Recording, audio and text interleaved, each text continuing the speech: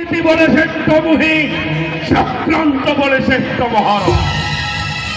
মহারাজ সামান্য দুগ্ধ পোষ্য শিশু, নির্বোধ, নির্লজ্জা, নির্লক্ষণহীন বীর্যমন্ত্রে মন্দমতি গোপালে সুরাপান করি নাচন্তি ক্ষেমেটা মথুরা দাণ্ডরে।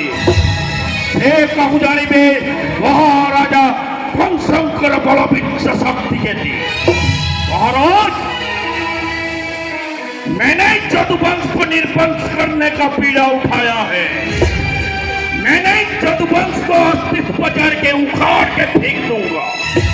और जिस दिन कृष्ण बलराम के मस्तक लाकर मथुरा के मुख्य द्वार पर लगाऊंगा, उस दिन महाराज हमारे मरे हुए सेना का प्रतिशोध क्या ठंडी होगा महाराज। और उस दिन दिगंत दिगंत मथुरा की सेना उठेगी। कंस महाराज के संपूर्ण विजय होगा।